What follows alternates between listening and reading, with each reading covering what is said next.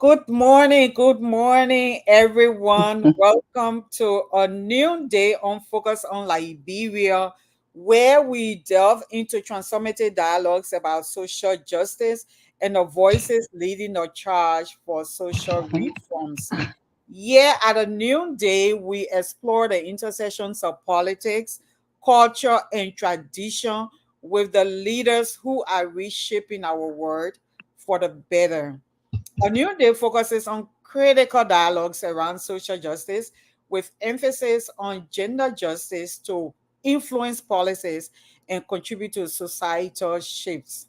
So you all know it's about changing mind and attitude after we examine. These conversations are about challenging our worldview, unlearning and relearning new mindset and attitude.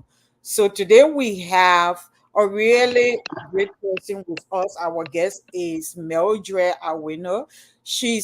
Mildred is a mystic and academic astrologer and spiritual practitioner based in Nairobi, Kenya.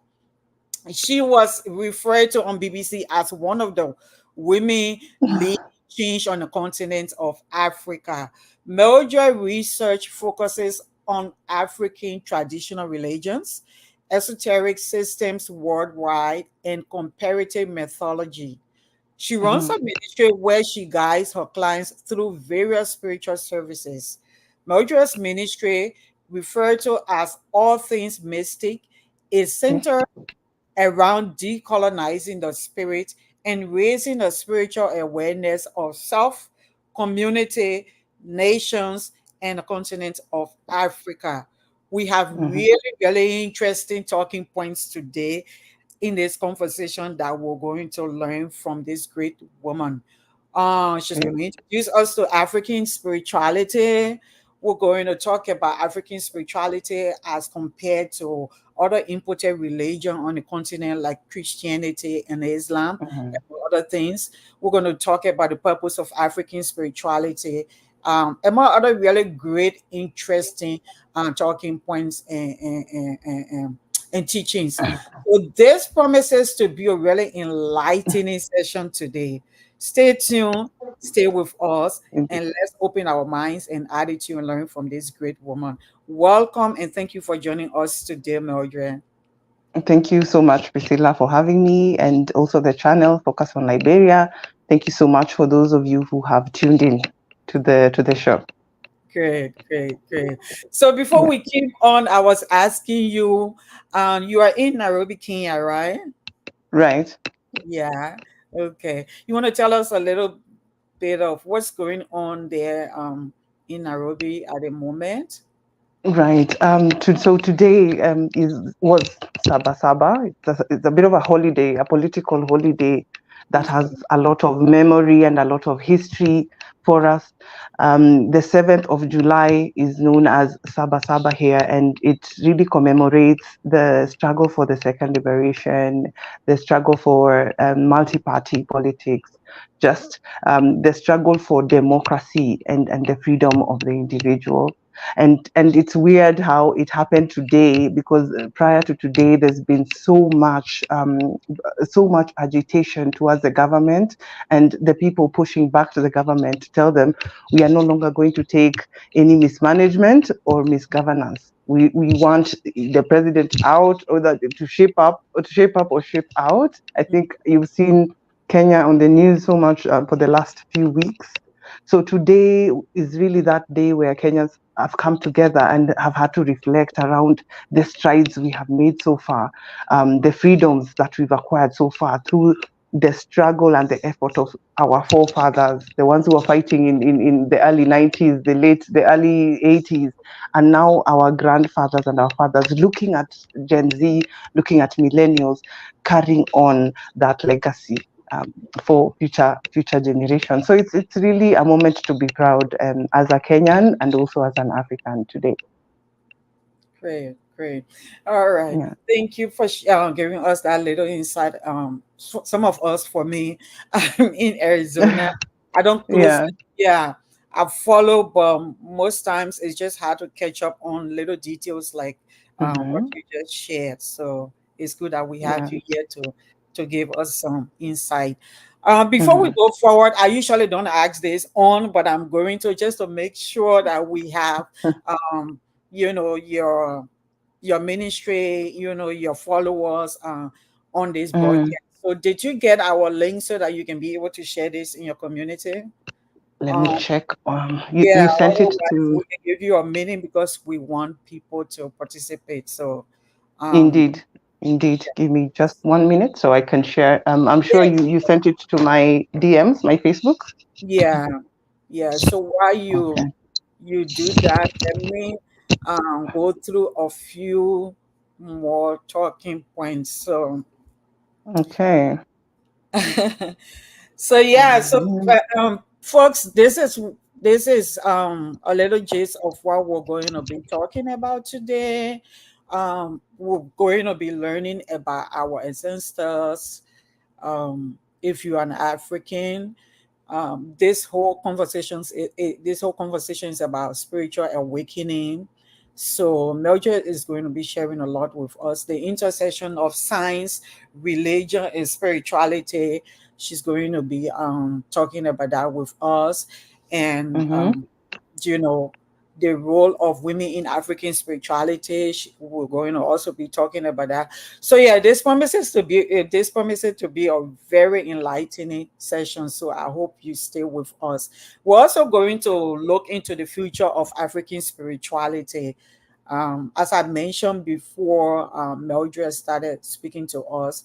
We're going to look at African spirituality and compare it with religion, Mhm. few religions on the continent, especially the popular one, uh, Christianity. And I think to a large extent, Islam too is popular on the continent. But yeah, Mhm. we will try to touch what we can. Hopefully, we cover some grounds with Mildred before Yeah. we end this conversation. So before I get into my questions, Mildred, this morning I saw on your page um, Mhm. a post where someone sent something to you, or someone posted something and said, Mildred, I watched a Kenyan preaching about Uh-huh. the darkness of Ma- Mami Wat, Mami water. and Yeah. also say things like, to break generational curses, Africans must beg for forgiveness from God because our ancestors worshipped Ado and thus Mm. brought us curses, including um, that being the reason why Africa is so behind in development. Yeah. Your response was so interesting. You said, and so this is your response. You said Taiwan is considered a first world nation, ranked 14th in the world as of December 2023 because Mhm. of its advanced economy, high standards of living, well developed infrastructure, and Mhm. technological advancement. Taiwan's main deity is Mother Mansun, who is a sea goddess. I don't know what I said the name right, Yeah. or a Mami Water deity. Mhm. Monsoon is recognized in parts of China as well, and to such an extent that the Chinese government leverages her reverent status in Taiwan to sway political opinion in its favor there. I don't necessarily support it, but I can Mhm. certainly respect it as a diplomatic strategy. The Mhm. president of Taiwan is Yahweh ordained, and the first lady is a renowned prayer warrior. Instead of calling out a problem by its name, some religious leaders of charismatic nature opt for an easier route, Mhm. spiritualizing the social political failures of government and then scapegoating African spirituality. When I tell you the ancestors are tired. Very. A small note on spiritual systems, you go on. There is Mm. duality in every religion. This is why destructive or demonic spirits are to be found in every system, along with its benevolent or angelic spirits. In fact, Yeah. there are more demons in Judeo-Christianity than one might Mm, imagine. According to rabbinical texts, each person is surrounded by 11,000 demons at any one time. mhm, Memories of Psalm 91. Then in quotation, you say, 1,000 may fall at your side, 10,000 at your right hand. That is a reference to said demons. I have gone mhm, into more detail in past posts while exploring the topic of Yahweh as a war god. It is therefore intellectually dishonest of some charismatic preachers to frame African spirituality as evil, justifying the duality of their own systems while amplifying one side of a duality. Then, in quotation, usually it's less savory side of African spirituality and saying nothing about its benevolent side. The mm, ancestors for year. The underlying motive, as we can see, is political. It's yeah, time to explore our own internalized cultures of corruption, along with systemic failures as active factors in Africa's underdevelopment. I will link past posts in the comments about the astrology of Africa, the Wakanda complex, and crab mentality. This was so powerful. I said I will ask you mm, about it, but before we go into you unpacking that response or that yeah. interaction, tell us a little bit about African spirituality. What is that? What is African spirituality for? For the sake of the audience, yeah, Mhm. what is African spirituality? African, in fact, we call it African religion because it has its own systems as well. It has its own hierarchies, just Okay, like so Christianity would have, just like Islam would have. So we, for the scholars of African traditions, we call it African traditional religions, which is ATR. We call it African spirituality, within informal context. But we do realize that it is quite an intricate and complex system. And you've seen through my page the kind of work that I do entails demystifying, debunking, just basically shedding more light or trying to help people understand that they have misunderstood the concept all along, and trying to do it with as much compassion and as much detail as possible. The thing with African traditional religions is it is so similar. But then the funny thing, Priscilla, is if you sit with a traditionalist and you ask us about Christianity or Islam, there really is no spiritualist who will tell you these belief systems are invalid, or whatever it is that they believe in is invalid or evil. We wouldn't say that. Why? Because we understand that their systems are running on a particular concept, which, if we investigate further, you will find that it has its roots or its traditions in indigenous systems around the world. Look at South America, right? The Maya, the Sumerians, the Mesopotamians, the Egyptians, the Chinese, the Hindu, um, then we have the West African pantheons, which is really so brilliant, how they've conceptualized the celestial spheres.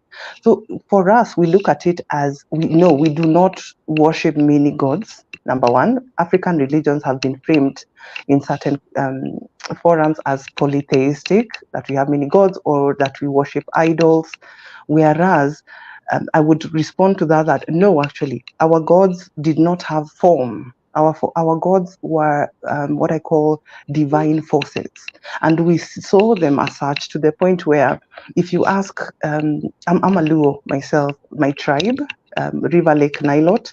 If you ask a Kenyan, if to describe their high god of their community, many of us don't have an image. There's no image that corresponds, or that we agree corresponds to our high God. So Mhm. we would connect to our gods through nature. And usually the high god of the community is seen as the solar god, the sun god. And we see this parallel even in Christianity, in Islam, right? You have their solar gods. In fact, in the book of Psalms, David refers to God as a sun and a shield, isn't it? So it's a sun god. And the point of us calling them sun gods is because there's something to be understood about the nature of solar religions, and there's something to be understood about lunar religions. And I'm going to explain that when we get to questions about science and intersections between science and religion. So solar gods are ones who bring both the intuition and the intellect together to create something new, a third creation, a third being. So, as Africans, we believe in the sun god. We also believe in the transcendent God, the God that is above the sun god, the God that, for the most part, many people don't know the name of this God, or even if they do, when they pray, they don't pray to that God because he is so transcendent. And I want to draw a parallel with the transcendent God. We call it in philosophy, they are referred to as the Deus Otiosus, the God that is at rest, right? And we've seen this even in Genesis, where after creation, after 7 days, God rested. This was in Genesis 1. And then when you look at Genesis 2, the God of Genesis 2 is different from the God of Genesis 1 because he's now on the earth creating humans from soil and then breathing life into it. Whereas the transcendent God of Genesis 1 simply creates through speaking. Let there be light. Right? So we have transcendent gods who, after creating the first level of all the dimensional systems, they retreat. And then the gods that we call the creator gods, the sun gods, are the ones who then organize or create further, right? That society or that universe, the same way Yahweh did with the Garden of Eden, right? Now, after the gods, we have the angels or the mediating spirits. The Holy Spirit is also a mediating spirit. Jesus is also said to be a mediator. In African religions, we do not have angels in that respect, but we do have mediator figures who are the ancestors for us. And for us, we see the human being as a three in one. You're not just the body, you're a spirit and you are also a soul. So the physical is connected to the earth. What is the soul and the spirit connected to? So we believe that when we are connected to our mediators, our ancestors, then they mediate with the God, the high God. And through that mediation, we are able to be protected, to be covered, to be healed. What you find happening, Priscilla, in African traditional religions is that when we block off or when we repress the existence of our mediators, such as the ancestors, what happens is we leave ourselves exposed, right? We are no longer as protected as we thought we are. We have relegated our angels to the shadow. So, how then are our angels meant to step up and help us or help us solve our problems? So we have the angels, who are the ancestors or the mediators. Then, of course, we have the destructive spirits, right? We have elemental forces who are positive, and then we have elemental forces who are destructive.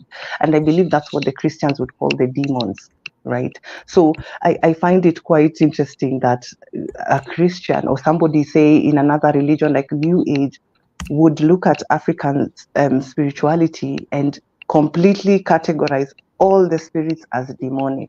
That is actually very wrong and quite inaccurate. We have the existence of demons, but we also have the existence of angels. So it's good to make those distinctions, right? So, and in academic terms, it's called hierarchical monotheism because there's a high God at the top, but then below that God, there are various emanations or manifestations of his power, right? So even if there are other gods under this main God, the understanding is that they all submit to the main one. Okay. All right. So I put the Mm-hmm. the comment that the person may add, not the entire comment, but just to provide Yeah. context for the audience here because I read it. Your Mm. response. So if you can unpack this, because I think you get this a lot. Mm. Kind of deviating from the question from our questions for the day, but It's I fine. answered this morning. And I It's was like, fine. I need her to just say a little more about this. So I'm sure you get this a lot of the time where people be like, Uh-huh. oh, because I heard it Ebola time. Oh, they go out, they God is vexed. I mean, God is mad with us, the Christian God is always mad with us for something and start punishing and there is sicknesses or something, or that's what people believe when there is misfortune, is because we sin against God. But in this time around, I mean, there are others who think that no, because our people were in the Yeah. dark ages. So someone wrote this and saying that the continent is backward because of that. Mm, And I thought your response was so interesting. I'm trying to mm. I'm trying to get the Right. entire Yeah. response. It's fine because I'll Okay. it's fine. I can totally speak through it. I can talk through it. No problem. It was a fairly recent post, thankfully, so I can also remember it because my point was if some of these and I call them the charismatic religious leaders, because I don't think I've had a Catholic priest. I don't think I've had an Anglican bishop speak of, marine kingdom, marine spirits, mami water, their ancestors. I've not had that. So it has to definitely be somebody from the charismatic side. So the point they were making is that Mami Water, who is a water deity, a marine goddess, is inherently dark. And you see, that is clearly an easily falsifiable statement, because all you need to do is give them an example of Taiwan, right? Taiwan is a first world nation. How is and their goddess, their main goddess deity actually is a sea goddess. So how do you then explain that the darkness of a sea goddess? In fact, sea deities are associated with wealth and abundance and healing. And so the example of Yep, Taiwan is I know. an example. We can call Taiwan a marine kingdom. We can call them an open marine kingdom. And in a way, they have managed to express the marine element very positively, right? So it means that there is duality in all elements. So what matters is how you are manifesting it, isn't it? So I gave the example of Taiwan as a first world nation that has a marine goddess at the head. So you cannot say that Africa is behind because they are devotees of of of sea goddesses, number one, because sea goddesses rule wealth and abundance. If anything, if you're associated with marine kingdom, you should be wealthy. If you're not, there's a problem somewhere. That's the first point. The second point I was making is that Kenya is not, in terms of even our leadership, we are still a Christian nation, majority. And our leaders have always been openly Christian, and they've always confessed that I'm God fearing. They attend church. They contribute to the churches, and all of that good stuff. The religious type of activity that a president would do. So my point was, how are you saying that Africa is underdeveloped because of the fact that our ancestors worshipped idols, when But in you are actual sense, alive today and you are worshiping Yahweh. yeah, exactly. And also, our president is not worshiping ancestors. Our president is worshiping Yahweh. Mm-hmm. His wife, who is our first lady, was very famous for being a very prayerful lady, Uh-huh. prayer warrior. In fact, they employed around 100 intercessors in the office of the first lady. But I think after the protest, the office of the first lady has either been scrapped or funding has been scrapped. So the point is that you can't say that it's the fault of the ancestors. Our president is a Christian. So what is the issue here? What is the real reason that Africa is underdeveloped? And my point was that based on what the ancestors have been telling us, that we have to explore other ways in which we are standing in our way. And I mentioned our internalized cultures of corruption in Africa. And that's a fact.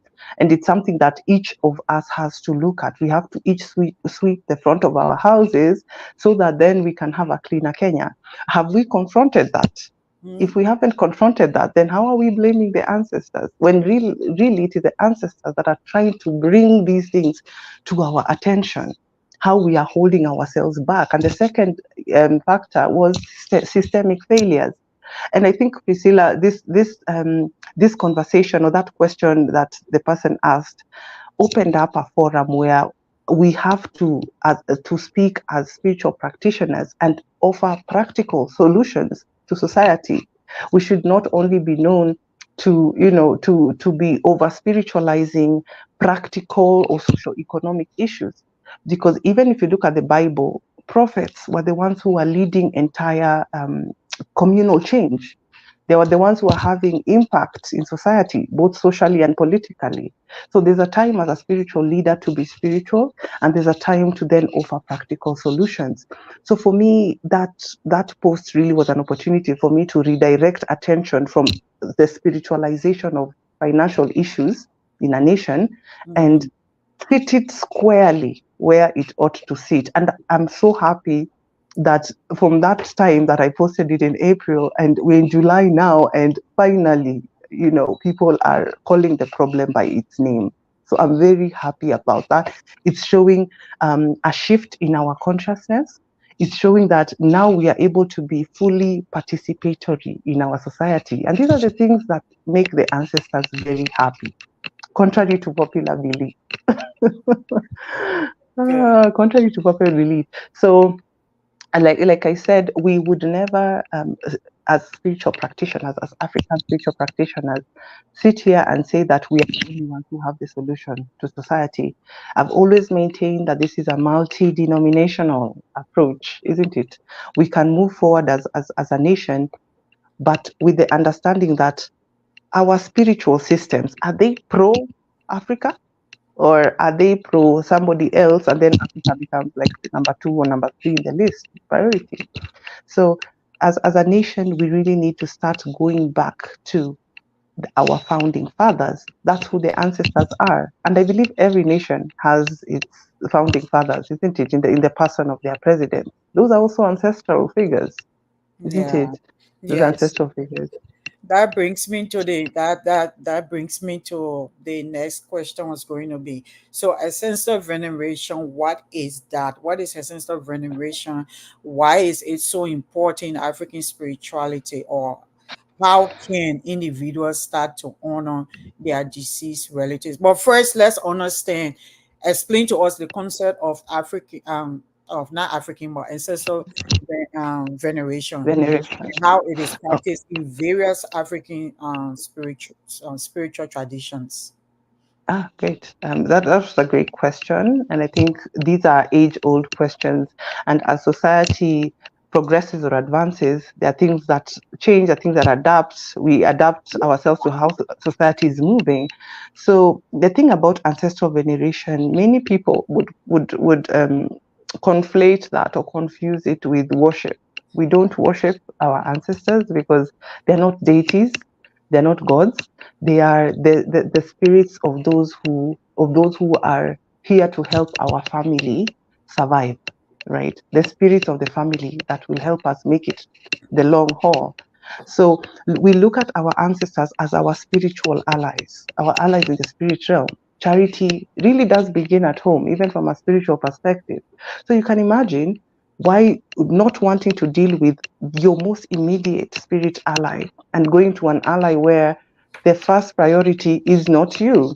And that's why in African society, all matters of that had to do with the family or individuals were dealt with at ancestral level, right? Because people have different ancestors, families have different destinies, they have different either trauma or blessings running through them. So we have to manage it at ancestral or family level. Matters of national or communal import were then taken to the community god, to the high god, because then the god is there for the community, not necessarily for one particular family over the other, if that makes sense. Mhm. So it was very organized and delegated. Okay, so ancestral veneration would the easiest and the first thing you would do is just ensure that their resting place is taken care of. If we go back to the village and I take one look at where the fathers are lying, and you'll kind of have a picture of how they're thinking about their ancestors, right? You'll find a place that is almost becoming a grassland, isn't it? Because people have been buried there and we forgot about them and we moved on. You see, the concept of taking care of graves of our ancestors is that they are almost like what I call like shrines almost. And I don't want people to confuse this with we are worshiping the dead. No, no, no, not really. It's simply honoring the dead, honoring their memory, honoring where they have lain, right? It's the same way you wouldn't bury your president and leave it there and not even come and put a mausoleum over it. Then why would you not do the same to your departed grandfather, grandmother, mother, father? So the point is to show them respect, to show them honor, because again, when we mention ancestors, they are elders. They're elders. So we have to show them respect, the same respect we would have shown them if they were alive. That's the first thing. So whenever I go to the village myself, Priscilla, I'm always, the first thing I do is go and check the state of where my mother is lying. She passed away. It's going to be 7 years this year. So I just have to make sure that place looks presentable. It looks like people are actually taking care of it and minding it. That's number one. The second thing is communion, communing with our people spiritually, and we do that through libation. That's the simplest thing I would tell you about, because libation is water, isn't it? When we make our prayers and we pour water, and you do it either with the sunrise, right? You greet your ancestors as the sun rises, you greet them as the sun sets, and you do that with some water. And we usually say that the water is what we use to call on our enlightened ancestors, right? So when we are using water and we are pouring water on the ground, it's not just about the water itself, it's about the act. The fact that you're even doing it confirms that you are in an act of spiritually connecting with them, right? So that calls on those enlightened ancestors. So use water where you can. And I usually tell people when they're starting out, it's, you don't need to start, it doesn't have to be dramatic. Just begin slowly. Start with the libation at sunrise, right? And then see how it goes from there. And I usually say that our ancestors are in dialogue with you. So when you're pouring libation, rest assured you're going to receive a response back. You're going to get a dream. You're probably going to have an intuitive download, probably, or you're going to hear somebody telling you, oh, this and this particular thing you wanted to do, there's an opportunity that has suddenly opened up. So the point is, by reciprocity, right, that our communion with the ancestors entails us doing something, taking an action in faith, with the understanding that they will respond back. So venerating the ancestors involves treating their resting place with respect. It involves doing the work within the family to ensure that generational issues, generational curses are stopping with you, not necessarily because you're actively fighting that spiritual battle, but through the example of your life, your lived experience. What are you letting through? And what are you stopping or blocking through your experiences, through your life? Right? So there's so many ways that we can do it, but I want the audience to understand that African spirituality is practical. It is lived. It is not something that we do. You don't have to sit and meditate, for instance, to connect with the ancestors. They can connect with you when you're sleeping or when you're going to work. They can send you, an animal, a sign, through an animal because of the animal totem. So start small. Begin. I would challenge you to first begin with your libations in the morning. Greet your ancestors. Speak to them as if they were there, as if you were talking to your grandmother. Who's right there in the room with you, and then tell me how things unfold. Following that, the other way is that there are people who would prefer to, sit with diviners one on one to interrogate the issues of their specific lineage, and that's also provided for. Yeah. Anthony, I'm going to let me put here something. And I know you. I follow you for sometimes. I know you like don't like to attack. You rather teach the difference Mm, and do your teaching diplomatically. So right. so Oh I yeah. know you don't like to get into this, but I want to lean towards what Anthony is saying, that um is it Yeah. African sexuality is not evil. We have to stop falling for the lie that Europeans and Arabs told us. So Mm, you said you try to decolonize the spirit. yeah. So I think like Anthony is saying, yeah, it is that colonization of language. Do you think that Mm-hmm. reason why we think veneration, we frown on veneration, we Yes. stigmatize it, we Mm-hmm. speak against it, but yet Mm. it's similar to how you always compare it to. It's like the Europeans would talk about the founding fathers of this country, for instance, like any major major Mm. event, they will Yeah. refer to the founding fathers of the United States of America, and these are the producers, our founding Exactly. fathers. That And the is past president. raising people before you. Yeah. Those are the ancestors of this nation. Unfortunately, Mm. women were excluded. And in our language, we still say that because I hear you one or two times, you say our founding fathers, our founding fathers. Mm. Our ancestors Mm. do more than just fathers, they were mothers as well. But yeah, I Absolutely. just wanted to point out the comparison where we just do it differently. Ours could be with Mm. nation, with water, with whatever. But Yes. also other people, they reference their founding fathers, I mean their Yes. ancestors by referring to them as founding fathers and saluting them, or the statues they have of them in places like Yes. in this country. So yeah, I wanted to point that out. Um, Yes, and you're right about the the colonization of language, but we also have the colonization of the image of God, the colonization of divinity, right? So it looks like anything that is from the dark continent is always deemed to be not pure, not clean, and therefore evil and demonic. So, and that's because the very image of God is colonized. I don't know if you've watched Sarafina. In the 90s, it's a South African movie, and Whoopi Goldberg acts in yeah. it, and she asks high school students. She's a teacher, and she asks them, "What color is God?" And everyone answers without hesitating, "White." And you see, that's the thing. That right there tells you that already the image has been colonized. So anything that does not conform to, the old man in the sky is The automatically white beard. yes, the white beard and do you know what about that?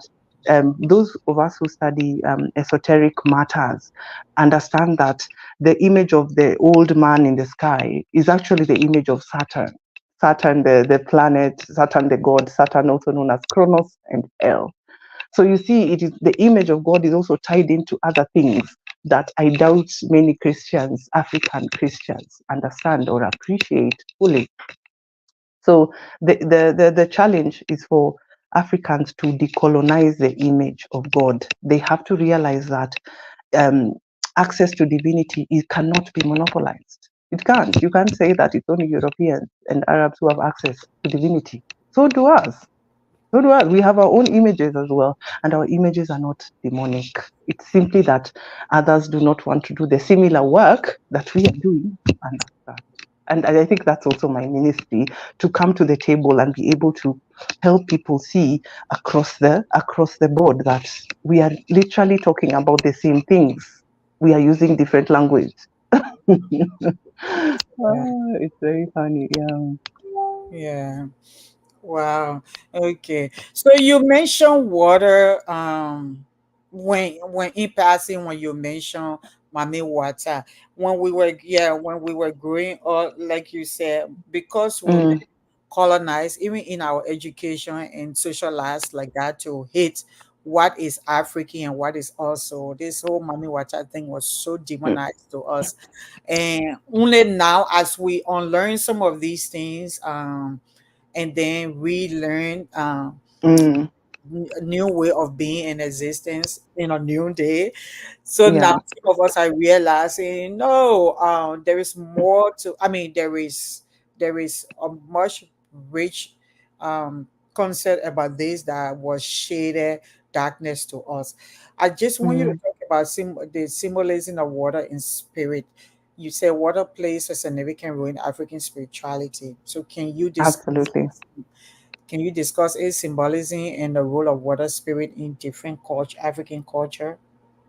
Water symbolizes healing. It symbolizes the spirit realm. In fact, we say that when our ancestors die, many cultures actually in Africa, Central, East, and Southern Africa, we believe that when our elders die, they go into the water. And then that means that the water becomes what you call the primeval, the primordial water, because even the Bible tells us that, at the beginning, what was there was water. And water becomes then the source of creation.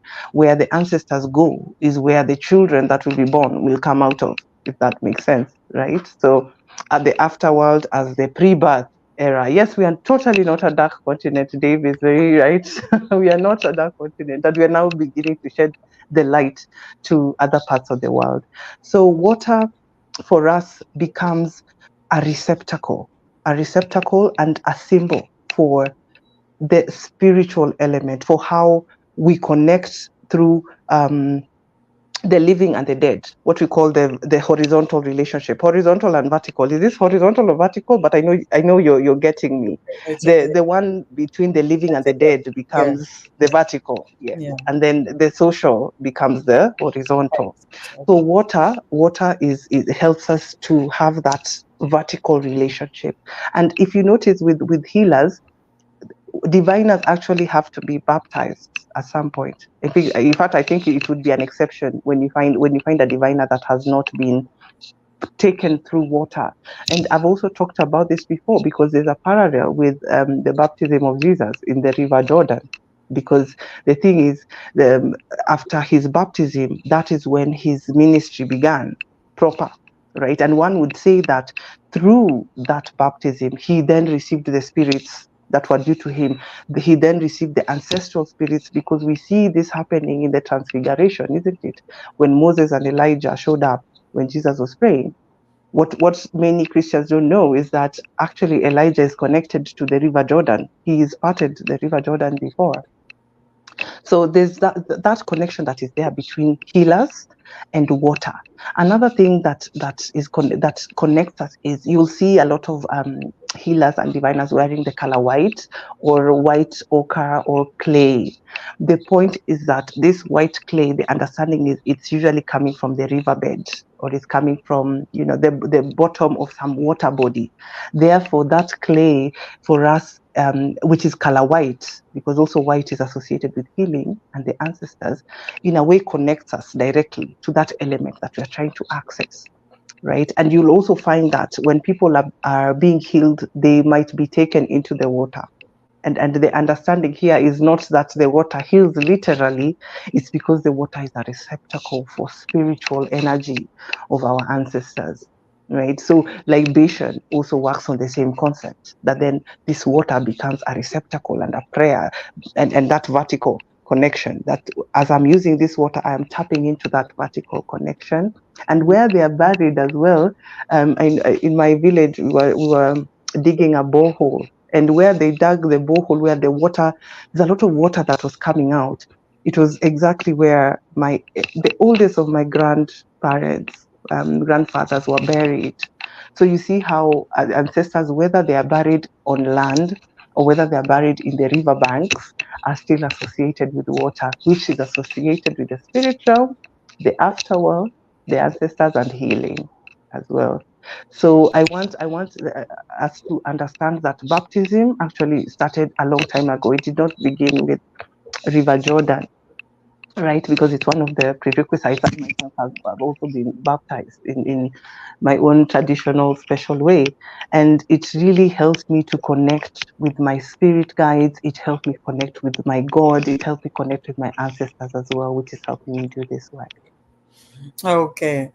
All right. Yeah. So let's go. Let's look at the intersection of science, religion, and spirituality. How do you, and because I've heard you thought about that before. Yeah. So how Yeah. do Yeah. you see the relationship between science, religion, and spirituality? And why is it important to understand these different perspectives and the Mhm. interplay of, yeah. So let's talk about the interplay of science, religion, and spirituality. Francine, that's a great question. It's the kind of question that would inspire a TED talk on its own, because it's so potent and it's so loaded. Now, the intersection between science and religion, spirituality is a very old one. The beef that has existed there is a very old one. But the point is, what we usually say philosophically is that science belongs to the lunar understanding or lunar consciousness, whereas the African approach is the solar, because it merges both spirituality and science. But I'll explain.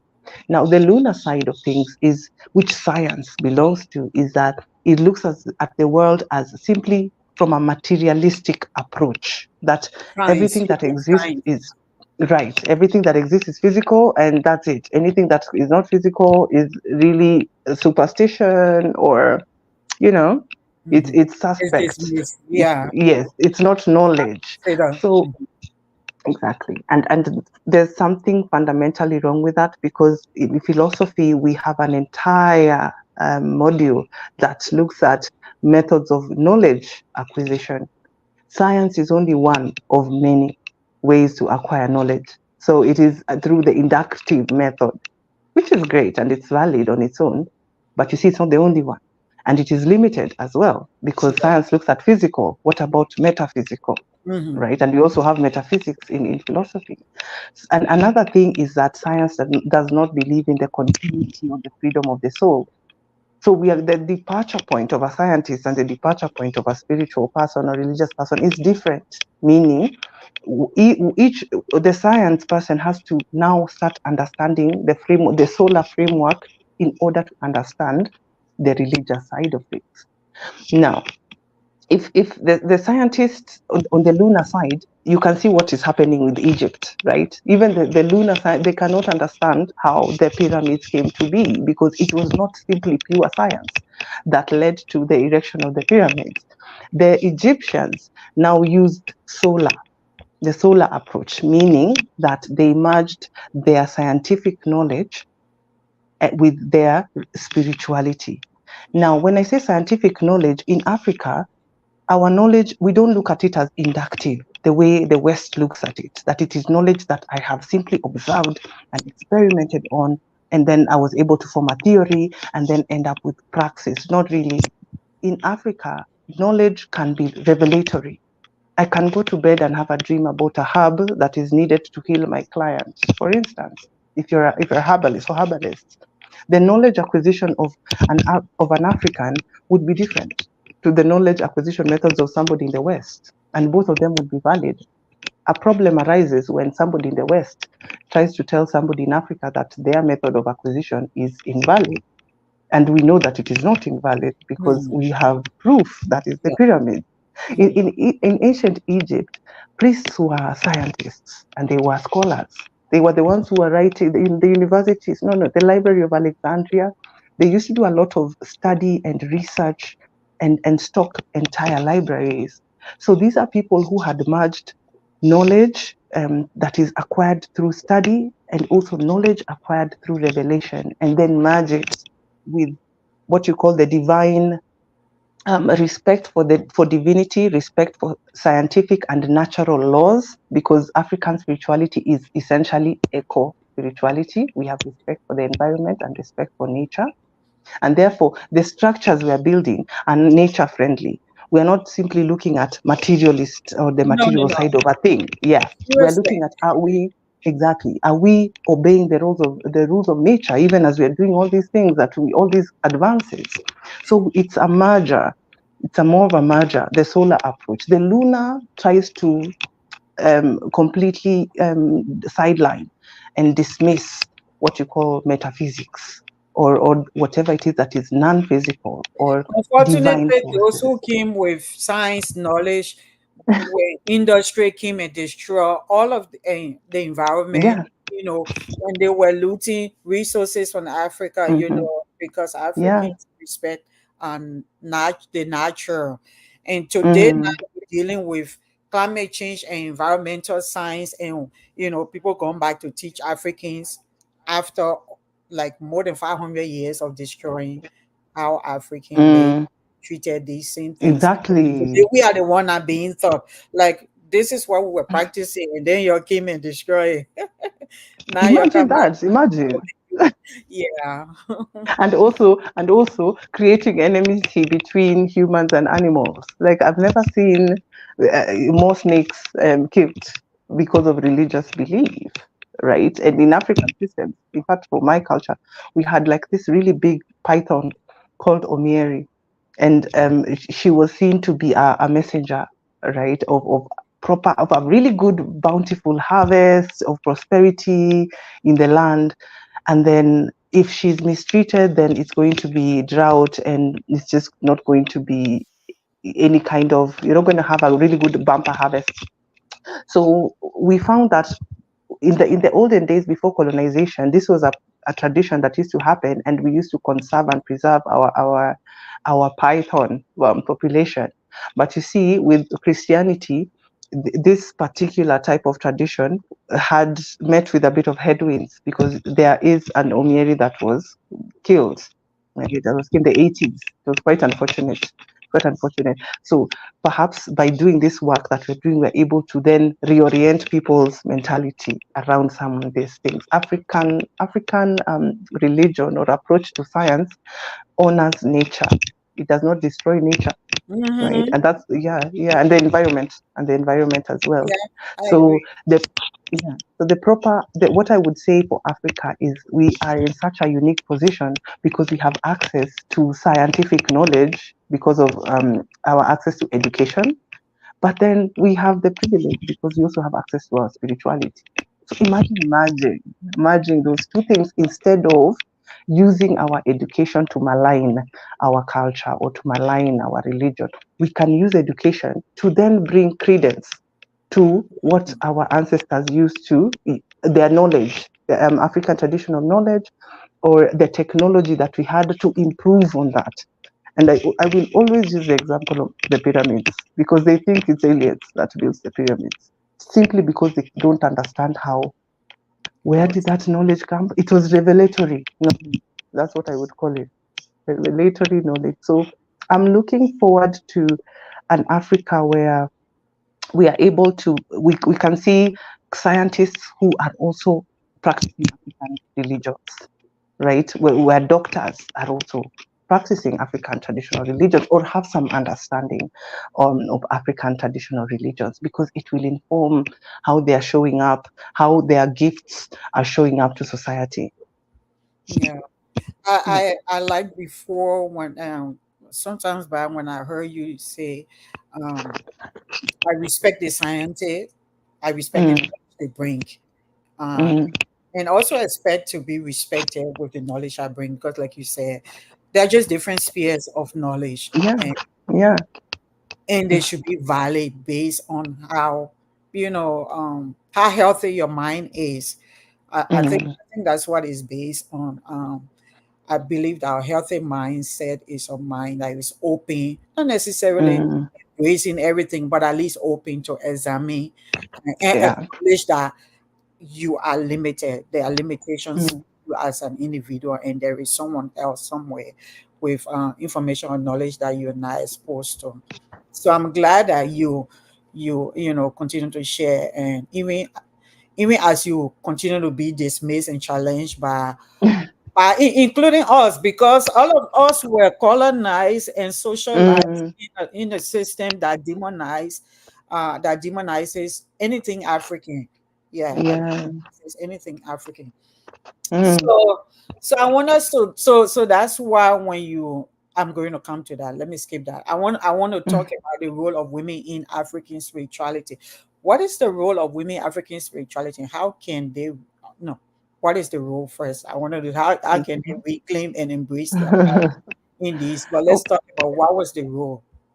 Oh my, in fact, we are playing that role right now because the number one role of women is to bring back ancient wisdom from the mothers, Before you our mothers. respond to that, can I read Yeah. some comments? Okay. Yeah, because here we gone almost an hour. So let me read some comments. Somebody say Gabriel Williams say, "Wow, thanks for this program, which is very informative and educational. Miss Awino is impressive. Glad that I Mhm. stumbled upon your podcast." Thank So you. thank you, Thank Mr. you, Gabriel Williams, and then Gabriel. Hmm. yeah. And then somebody else say, Teresa Simpson Human. I'm sorry, Teresa, if I'm not saying your last name right. She said, my first time on this particular forum today is same very interesting topic and educational content too. I'm glad Yeah. you feel that way, Thank Teresa. you. I will just read a few Yeah. more comments and then you can continue. Yeah. But yeah, thank you, audience, for being with us. Someone say, Tina. Rena Tina say, merging our knowledge gained through education and our spiritual practices as Africans will change how we show up in our different fields for sure. Thanks, Mildred, splitting knowledge. Hey, Thank that's my you. friend. That's my friend on Facebook. Hey, Reina. Oh, okay. Yeah. Okay. And Thank then you. who is this? Um, Kela Sarah. Kel, Mm. Kelab. Kelab, I'm sorry if I'm mispronouncing your last name. Kelab said, spirituality is wisdom and is subjective. Focus on contemplating the meaning and purpose of existence. In contrast, science is a study of nature based on objective observation. I think you just buttressing what Mildred said. Mm-hmm. Says science is Yeah. limited by the physical and observation, but Right. life is much Objective reality. Yeah. exactly And life life is, is much more than the physical. Well, yeah. some of us who were Christians, we that's why we were taught, yeah. Mm-hmm. So that's why we have faith because we haven't seen this male God, but we believe He's a Father and exists. We don't Mm. question that our father needs a mother to have children, but we embrace a single father. Yet we stigmatize Yeah. single mothers. Christian girls is a Exactly. spiritual I mean single father, no mother, for the Yeah. entire religion. But yeah, so if we respond to the role of women, then I'll continue with more reading of more comments. Right. So, as I was saying, we, as in fact, you playing one of those roles. I'm playing one of those roles because the thing about women is that we are carriers of wisdom, and not just any other wisdom, but it's earth wisdom. It's wisdom that is connected with the cycles and the seasons.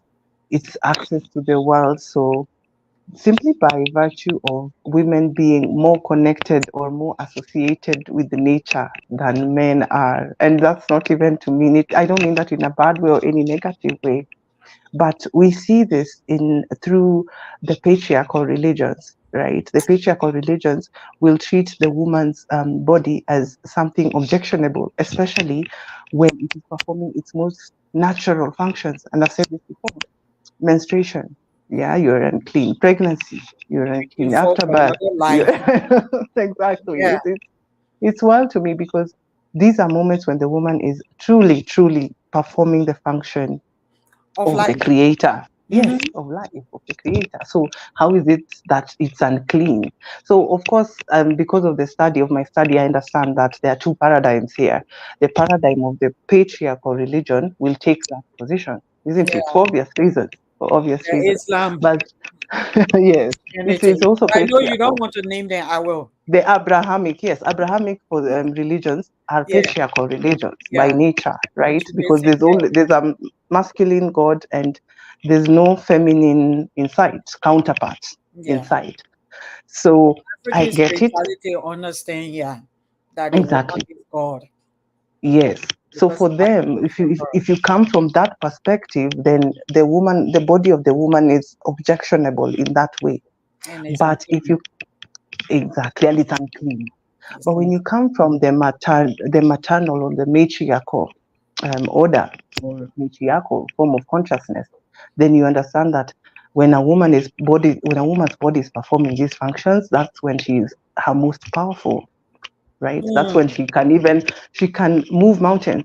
When she's menstruating, when she's pregnant, when she's giving birth, a bleeding womb is a powerful womb, right? Because it is actually the source of life, of mhm. human life. So we have to look at it in terms of, as women, how are we treating our own bodies, or what are we allowing to be preached to us as absolutes, right? Why are you being positioned as below the man, a man, whereas you are the one who is birthing, you are birthing men at the same time. I too have come from the womb of a woman. So at the very least, you need to be able to look at what role is a woman playing. Number one, she's a giver of life. I mean, that's just number two. She is an environment. She gives the environment where life can thrive, which is why when the world was starting, it started under matriarchy, and the first deities were feminine. They were goddesses, simply because And life now needed to be anthropologists and studies are saying now that there is yeah. evidence that life started from the first woman Yes, on the continent of yes. Africa. Exactly, a mitochondrial Eve. In fact, Yeah. Lupita Nyong'o is from my country, and at this point, I better check my own ancestry DNA. I'll find mitochondrial Eve in my DNA. So women, where you see matriarchy is coming up, and you can see now spokespeople of the great mother, such as ourselves, who are bringing back ancient wisdom that is preaching balance. We are preaching respect for nature. We are teaching respect for respect for the environment. We are teaching that life should be more important than property. Here in Kenya, that's what we're doing right now. So feminine wisdom is very much concerned with the preservation of life. Feminine wisdom is very much concerned with erasing or tearing down um, negative patriarchal structures. So when structures become too oppressive, the feminine, the mothers will rise, the wise women will rise to bring balance. And we can see that happening in our society right now. And I usually say that I Hopefully, it will use, start happening in places like America, where oh, capitalism is so oppressive because of the. I mean, it's an arm of the patriarchy anyway. So yeah, exactly, exactly. And it's just want going to make through, it's money. currently going through it. Yeah, it's going through it. Was I had given it a timing of between 2025 and 2028. You're going to see some very interesting Shift. shifts in the US Yeah. and the UK as Shift. well. Yeah. Um, I read yes, I read your it's a prophecy how you refer to it. Yeah. yes, Tell exactly. me about the So future. right. So women play such an important prophetic role as well, by the way, the role of prophecy. The first prophets, the first diviners were women. Um, I know you're aware of the oracles of Greece, but they were not only situated in Greece. We had oracles in Libya, we had oracles in the Middle East, in Egypt. But what is important to note is that these oracles, the ones who were operating in Libya and operating in Greece, were taken out of Egypt. Specifically, two of them were taken out of Egypt. So the role of divining the will of God, the will of the great mother is that of the woman, because the woman's body itself is connected to nature in that way. So as women also, our our in our orders, we also rise through the ranks. You're not going to see a woman priest, right, or a woman pope anytime soon, right, because of the nature of paternal religions. But you see, on the maternal side, we understand that a woman is also bringing another kind of leadership, another kind of leadership. So always think of it in terms of, as a woman, I am bringing balance in one way or another. Where life is not being honored, where life is being threatened, then the feminine has to come in and take over. And sometimes you'll see a society go through an entire era of matriarchy so that life can come back to critical mass before then the patriarchy takes over. Hmm. Yeah. Hmm. Wow. Yeah. I mean, a lot of destabilization has been done, especially on the continent with the evasion of all these oppressive system like him, and just Yeah. remove the feminine energy and spirit Mm, from the places of functioning, yeah. in Yeah. operation, Yeah. so that they could Eh, just succeed in disempowering the continent and its people. exactly. Exactly. So and also to understand that your body as a woman, you're not a taboo. Taboos also exist in patriarchal religions. You don't find as many taboos, especially related to the body, in maternal orders. So that's why it's also interesting to understand where people are coming from. For instance, the way we broke down science into lunar and solar, and the way we broke down religions into paternal and maternal. So sometimes I usually just have to make that distinction so that I tell you, oh, okay, we can't really argue because we are coming from different orders or different sides of the spectrum. If you're arguing from a paternal order perspective and my view is maternal, then unless we come to a common understanding. So it's always good to understand where the demarcation lines are. So are you solar or lunar? Are you paternal or maternal orders? Right. So it's good to understand that, to reclaim your power as the divine feminine, to understand that the feminine is to be seen as a source of wisdom. We know that Sophia or the Bible, um, wisdom will be vindicated by all her children. We know that wisdom is a woman. Even in Greek mythology, wisdom is the goddess of wisdom is Athena, if I'm not wrong. So it's feminine in nature. And right now, the Gnostics, who are the mystics of Christianity, attribute Sophia or wisdom to the Holy Spirit. So they say the Holy Spirit is is a feminine kind of manifestation of God. So we see that even religion is seeing that there is need to balance between masculine and feminine. I know there's Mree for the Catholics, which I think is commendable as well. Yeah, but to Yeah. completely erase anything feminine um in Christianity, so the Bible replaces everywhere there is the Holy Spirit, that Yeah. actually even in the original language that translate as a feminine pronoun is the Mm, Holy Spirit. But for Father, you mm, he, for Jesus, you will see he, but the Father, yeah. the Son, and the Holy Spirit, because Mm. they don't want to Where's say, the mother? yeah, it's mother, the and Holy son. Spirit. So anything that has to do with the Holy Spirit is the Holy Spirit. There's never a And pronoun that's it. because the pronoun should not be a gendered female pronoun. So you see pronouns of he for Uh-huh. the Father and for Jesus. You wouldn't see it for the Holy Spirit. It's always the Holy Spirit. Mm, Yeah, so that women don't even know, see themselves in mm. the divine of that In religion. divinity, Yeah. exactly. And actually Yahweh had before he became a single god, a sun god, he was part of a pantheon Single in the father. Canaan gods. Yeah. Yeah, and there was, and he had a consort, a female consort or wife who was Asherah. So when the Bible was being drawn up, then it had to be that Asherah is pushed to the side and fought with, because then Asherah, and we've seen references to her in the Bible, but not in a positive sense. She was the wife and consort of Yahweh in the myth. So yes, there is a deliberate attempt to sort of sideline the feminine in They did. matters of divinity. Yeah, Yeah, in they divinity. did. Yeah, and we are reclaiming it. We are reclaiming it. Yeah, And you that's see, this is also one of the reasons why the battle against Mamiwata, the Marine Kingdom warfare, it is battle against the feminine or the rise of the feminine. I see it as that because water and is it's also from a place of misinformation and people who yeah, are not educated properly. Yeah, right, so that's why right. it's good that you're doing. Some of people like you and a few other women who were Mm, interviewed on BBC. That's an interesting interview, and all the yeah, perspective of those different women. It was just really powerful. So I'm glad that on New Day is actually happening. There is a shift. yeah. Um, and I know you prophesy about this in for 2020, and Mm, without even knowing that, I have my own.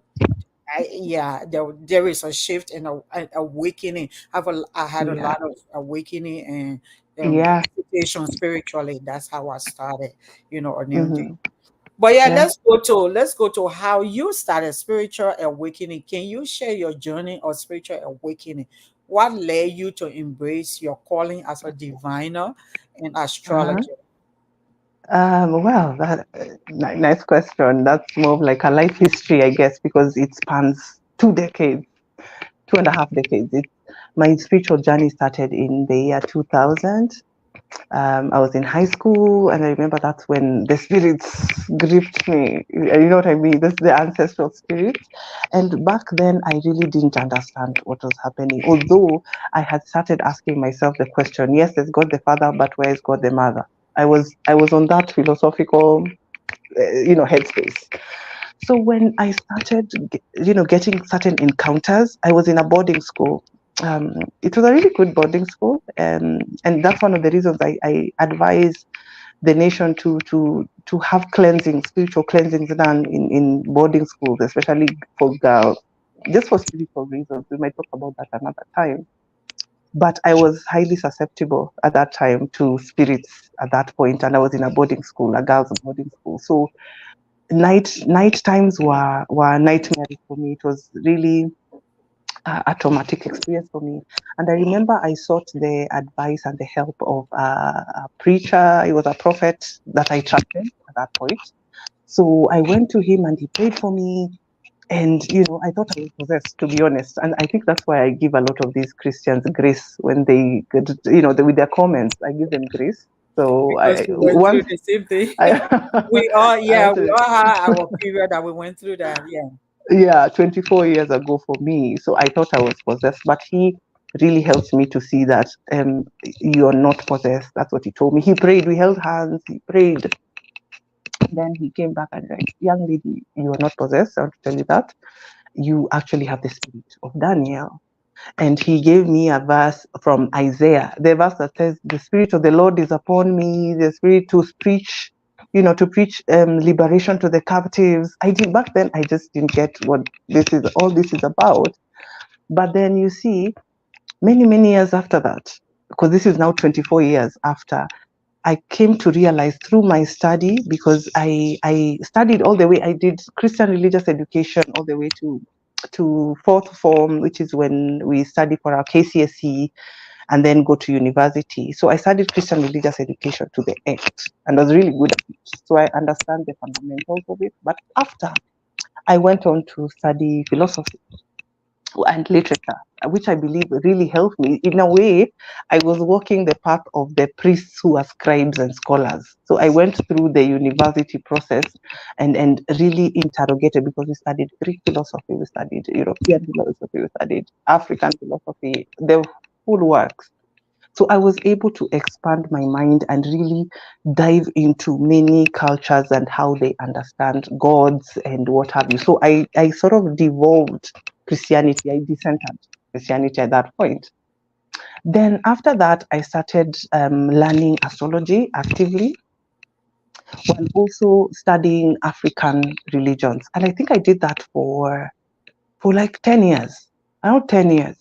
So after that, I went through a series of tough losses, right? I've really lost, in the last 20 years, I've really lost key figures in my life. Yep. And in some ways, that kind of contributes What to you're talking the about. journey. Depression. Yeah, depression, right? If I I've was been in South through that as Africa, well. Yeah. The yeah, awakening can be tough. Yeah. I it know. can be so tough. You lose So, an but you see, entire community. yeah, you do, and it forces you to come back to yourself as the source, so that you're able to draw from yourself, a very deep well within the self, and not be dependent or codependent externally. So in a way, I could understand that. It took me 20 years of walking the journey faithfully for me to then receive the second initiation, for now the ancestors to come in to sort of empower me as a healer and as a diviner and a practitioner. But you see, those 20 years, I learned astrology, I learned African traditional religions, diasporic religions, I learned comparative mythologies, the whole 9 yards. And then I looked back and remembered that preacher. I wish I remembered his name. I would actually locate him if I could. I don't remember his name. He was so right. And this is why I say that multi-denominational approaches are better. He was a Christian, a full Christian, but he could see the spirit I was working with. So he predicted it so accurately, because the thing with Daniel is the one that read the writing on the wall. Daniel is the one who was the head of Babylonian astrologers, even though he was not from Babylon. He was the one who was predicting the downfall of King Nebuchadnezzar and Belshazzar. He was the one who was interpreting dreams of kings, right? Which is something also that I interpret dreams as well. So it was very uncanny, those parallels that were there. But it also helped me to step into my ministry and my calling very confidently, because I knew that the spirit I am working with is certified across religions, across board, right? Because I too have stargazers, right, in my culture, right? And in my culture, they call them wise men as well. So some of these things you have to walk the journey to receive your calling, to receive your gift in its full effect. Because the other thing is, and we have to understand that you can't operate at full strength on day one of your journey, because how are you going to manage the tough times? How are you going to alchemize any negative complex, or remove yourself, remove your ego from your gift? Many of us operate from ego, and as spiritual practitioners, we also have to be aware of narcissism, isn't it? You've heard of spiritual narcissism, right? Where we then create entire spiritual systems that are centered around ourselves as the leaders, instead of And you we know build a court. exactly get caught up with people, instead of shepherding and trying to kind of We become midwife court and being leaders. a guide. Mhm. Exactly. So I went through 20 years of seeking, of study. I call them 20 years of preparation. And then on the 20th year, I believe that was 2020, right? Because 2020 was when there was like massive activations across board. Many people will actually, yes, many people will report that they awakened in 2020. And again, the thing It about was a journey awakening, to that point. oh, really? I say, yeah, Exactly. but it was a journey to that point, to To that 2020. I'm point. just agreeing with you. Yeah, it took Exactly. years. And the thing about awakening is, think of it even literally speaking, people wake up at different times of the day, right? There are people who wake up at crack of dawn at 5 a.m., others wake up at noon, right? So there's the batch that woke up in 2020 are the ones who woke up at 5 a.m. And now the people that are awakening are, maybe this is mid-morning, because there's still more awakening that Mhm. needs to be done. But you see, before that happens, the ancestors, I mean, they are so wise. They had to ensure that there's a foundation. People who are in the vanguard to help society, because society could collapse right now because of just the many changes that are happening all at once and suddenly and strongly. So there needs to be those who can hold society together so that it doesn't fall apart even as it's going through all these changes. So Yeah, I feel very proud and I see why. Now I see why I had to walk that journey for all those years, because probably I couldn't have been able to handle it now, because right now people are in crisis, both collectively and in their own personal lives. yeah, I have to stand in the gap. I have to guide people. I have to yeah, transmute anxiety and stress and heartbreak and disappointment and still be able to function. It needs somebody who's done a lot of work on themselves, and yeah. somebody who's also gone through. How are you going to help somebody who's dealing with grief if you've not been, if Hmm. you've not walked the path? So Yeah, a spiritual practitioner has to constantly be upgraded or worked on. So for me, that process took 20 years. And even these 4 years as a practitioner, I'm still being worked on. yeah, And I can look back at myself and say, wow, okay, this is clearly, I'm a new being. I'm born again. yeah, yeah, I'm yeah, born again. yeah. Yeah. For me, I consider it coming full cycle. I'm like, oh, I've gone around and come full cycle back to my ancestors. Yeah. But can you tell us, if you know, the significance of the grandmother, great great Mm-hmm. grandmother, uh, any spiritual significance? She was the one that started dreaming, having visitation, and I Mm-hmm. did not know this lady. Like, I would wake up and be like, Mm-hmm. I never, I don't know how Mm-hmm. the person looked like. How come I see, and I'm being Mm-hmm. told this is her, and Mm-hmm. so defiant, and it made she would appear so out of place at the time. Mm-hmm. and Mm-hmm. telling me I'm her. I'm like, okay, I'm gonna get in trouble. It's like, but she was like ahead of her time. Uh-huh. Dream, yeah, Oh, yes, yes, exactly. But and then just the other thing. doing something different from Mm-hmm. everybody else. And I'm looking at the way of Mm-hmm. life was just she just stood out. Yeah. Uh, uh, but yeah, I thought you wanted to share light on that. If you know what great grandmother, the significance of that ancestor, Well, ancestor. mhm. Yeah, we can. I mean, the grandmothers, whenever you hear the grandmothers, we have the concept of the crone. I don't know if you're aware of the concept of the triple goddess, that is the maiden, the mother, and the crone. So the feminine has those three aspects to it. So the maiden is the one who, the young girl, the one who's just coming up and coming of age. She's very fertile and she will probably be the future mother. Right. So then you have the mother figure that is there, and the mother is there to, first of all, plug into the needs of her children, plug into the needs of her family. And sometimes being in that state of mother will take you away from having the sense of consciousness where you only plugged into yourself. As a mother, you have to be plugged into, your environment, what's going on with your child, what's going on, if you're married, with your partner, and be able to meet their needs in that respect. Then now you move away from the mother and you move to the crone. The crone is the grandmother figure. The crone is the elderly woman, the woman who has now gone through the entire spectrum of life experience, the one who is not afraid to speak her mind because she's not trying to please society, she's not trying to please the patriarchal system. She has no stake in lying. She has the benefit of speaking the truth without fear. So usually crones are associated with ancient wisdom.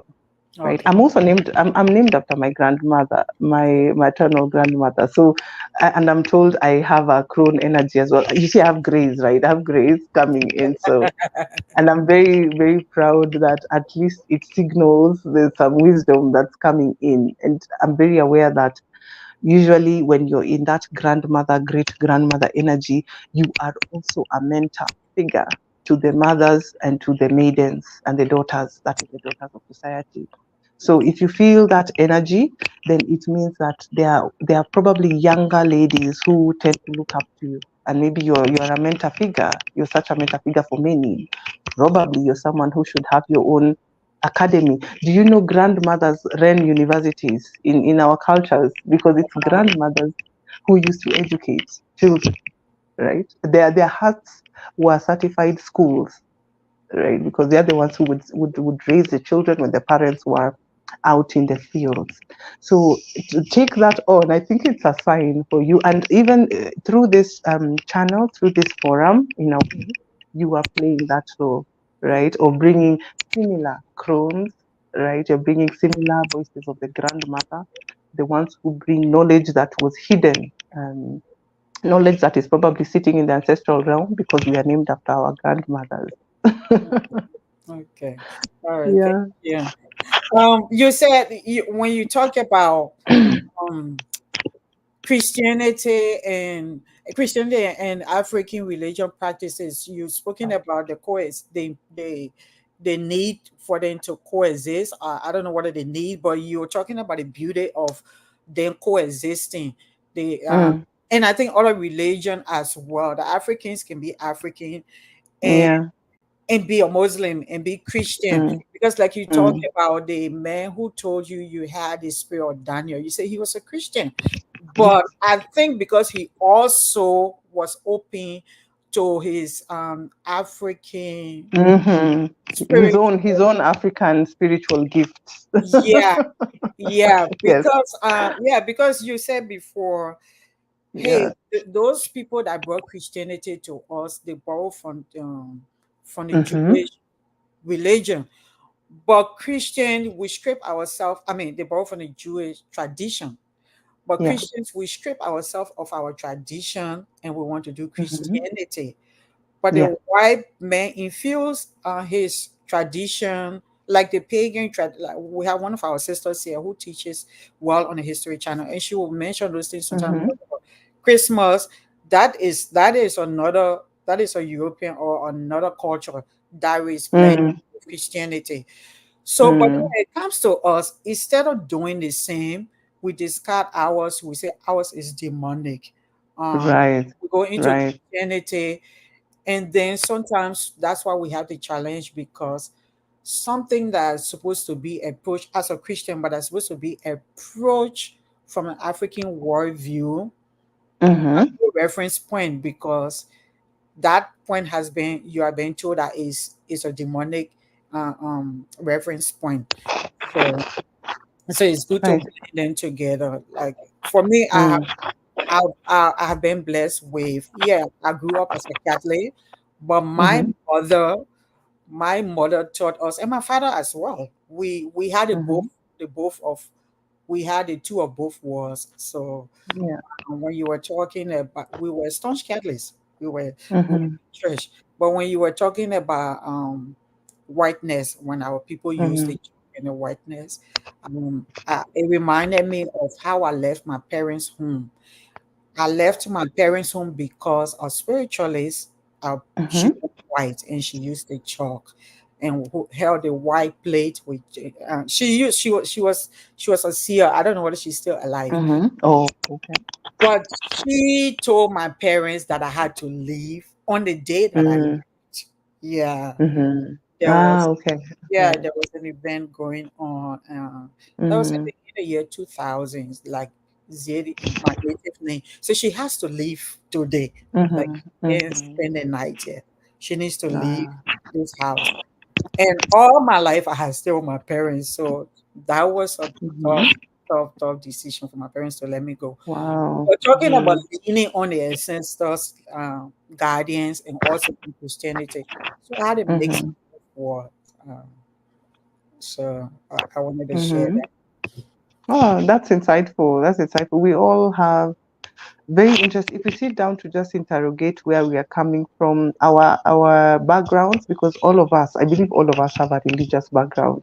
Mine is Anglican, right? And I'm actually very happy because we used to have this culture where my mom would have us read the Bible, and each of us would take turns to pray before bed, all the way until the when she passed away, which was 7 years ago. So in a way, dealing with that, or us having come from such a background, I don't even look at it as a liability. In some ways, it's meant to help us see things through a different lens and be able to connect with those who are still dealing with religious trauma. And right now we're seeing that a lot. And many of my clients have those types of inquiries that, wow, okay, I'm coming from a deeply religious background and family, and I'm starting to receive the call and the fire within me, but I don't know how to navigate it yet. And I usually tell them, don't ever feel like it's a duality that you have to choose this and drop this and choose that. Sometimes you need a time frame, you need a period of where you're learning, where you're being mentored, where you're being a scribe and a scholar. You'd rather build your knowledge base first, and then from there you can move from a point of information, not really from a point of I'm rebelling or this isn't working for me. Let me move from the frying pan into the fire, because we see people leave religion and enter cults, right? So that's a bad thing, if not worse. And I usually tell people, if that's what you're going to do, then what's the point of living religion in the first place? So take time. Never feel like you have to be enlightened by next week. This is a lifetime journey. It's a lifetime journey. And another thing that I always stress is that the journey with the ancestors, it doesn't have like I'm dealing with the ancestors so that I can have money, or I can be prosperous, or I can be this or that. No, it's more of spiritual gifts. It's more of how do I elevate my soul in this journey through the allyship of my ancestors, to the allyship of my spirit guides, to the allyship of my angels, and the allyship of my God. Mhm. So I'm looking at this as it's literally a spiritual journey for me. All these other things, well, yes, you need material abundance, But I feel like that's a different realm. Spirituality is for a different end altogether. Mhm. Altogether. So Yeah. one of the things I try to emphasize for people is that why are you going after this spiritual system? Why are you leaving this one? So that we can establish what their needs are, Mm-hmm. because our spiritual needs are also changing, isn't it? Yeah. Right? Yeah. So you need to establish why, what are your needs, and then also not to forget self work, because you could be the most spiritually gifted person, but you have a power complex, you have a savior complex. What then happens? Your gift starts manifesting through very controlling ways. Because you have a power complex, it means you want to now start manipulating others and controlling others using your gift. So that's why you have to do the work in reverse. You have to Yep. work on yourself On first. yourself first. Inward. Yep. Yeah, yeah, exactly. So then whatever you are expressing or how your gifts are showing up in the world is in such an elevated way, because you are a strong container of your spirits. So also not to let your spirits overrun you, because again that would be possession, isn't it? That would be possession. You no longer are in control of, you don't have agency. So you should be able to retain your agency. You should be able to now use this connection that you have for the benefit of society. You become like an emissary, a Yeah. spiritual emissary. Yeah, yeah. So that's my Yeah. approach. Yeah, Yeah. that's my approach. Yeah. And I think that's a healthy approach. Unlike the I agree more with that one. I don't want to say unlike the, Yeah, but I agree yeah. more with that one. There are others Hmm. who is then people become daddies and mummies and everything, Yes. but then center on them.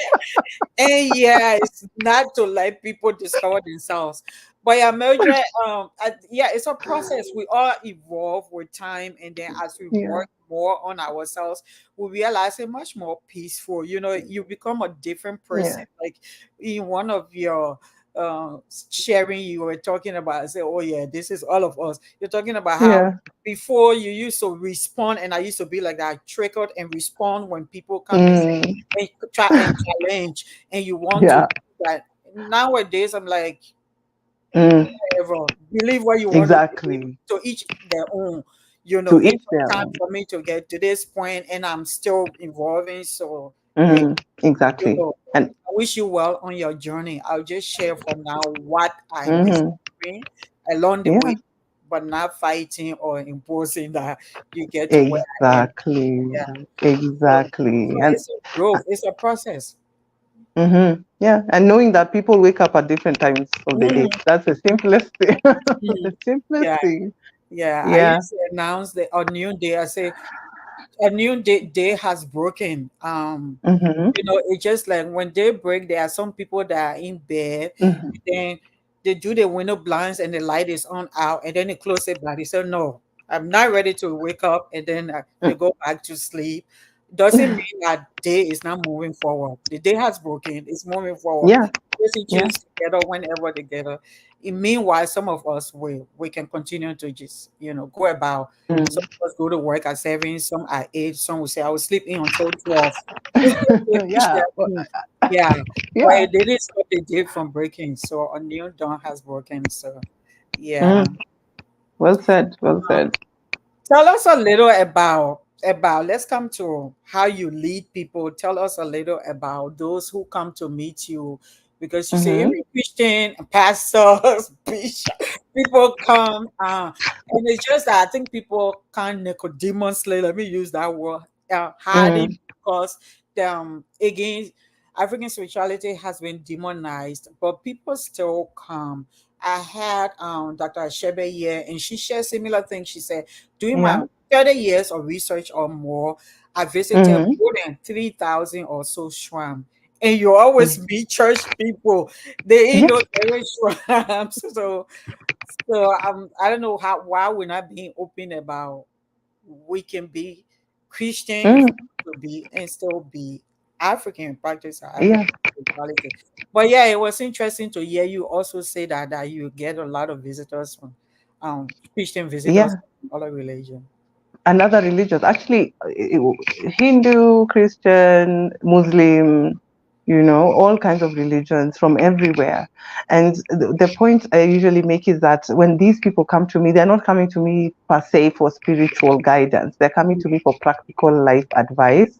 Because I Okay. usually tell people divination is more like we are like a calculator, but for life, right? If you can you tell me what is 124 times 222 in 10 seconds? You can't tell me that. You need a calculator, right? So that's a very complex mathematical problem. You'll need help, isn't it? So now you can imagine in life, when you have a complex issue, what do you do? Who do you consult? There's no calculator for life problems, but diviners or spiritual guides can serve that purpose. So when people from other religions are coming to me, they are usually coming for that particular purpose, the calculator. So, and we find that it's very practical, because the thing is, if you're an African, you see, culture and religion are tied, isn't it? Because even in the Bible, that's the Hebrew culture, isn't it? The Bible is tied to Hebrew culture. Yep. So there is a point in your life as an African where you'll have a problem that does not have a solution in the Bible, because it was not seen, envisaged as a cultural issue or a cultural Mhm. problem. What do you do? Because we also, within our African cultures and religions, we have our own specific taboos, for Yep. instance. So if you, for instance, for us we call it chira. So when you do something that as a Christian is allowable, but as an African is not, how do you balance that? Because you're going to get consequences. You're in Africa, especially. You are subject to laws of the land. What do you do? So again, I call this spiritual diplomacy. It's only good form to ensure that you are on par with the laws of the land. So when these people are coming to us, even worship leaders, but they one of my class was also a worship leader at some point. And I was like, I no judgment. That's great, and I love that. And I'm not trying to even subvert it, but they had a problem where they needed guidance, active guidance. So is it a bad thing that they came to me and I gave them guidance? I did not guide them in their religion or in their spiritual path. I did not take them away. I just gave them guidance on practicalities, which, by the way, is part of African foundational knowledge. Remember when you're talking about science and religion? Yes. Mhm.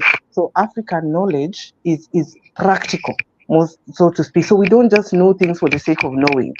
That's why we know things for the sake of solving a problem, and we know that problems are unique. It's not fake. Science, exactly. So when you're dealing with science, Evidence of science things is not seen. exactly for you to fit within the domains of this thing that we have. We are telling you this is our knowledge base. But for Africa, it's the other way around. No two people will have the same solutions. Solutions will vary, because also we have to check, are you at par? Is there any ritual imbalance? Is there spiritual imbalance between you and your spirits or your guides? What's going on here? So there could be other underlying factors to your situation that is not related to your religion per se. So Mhm. it makes sense that then these people, some of them also want to connect to their ancestors, right? Some of them want to come and ask questions about, wow, okay, what's going on in my lineage? Is there something I should be looking out for?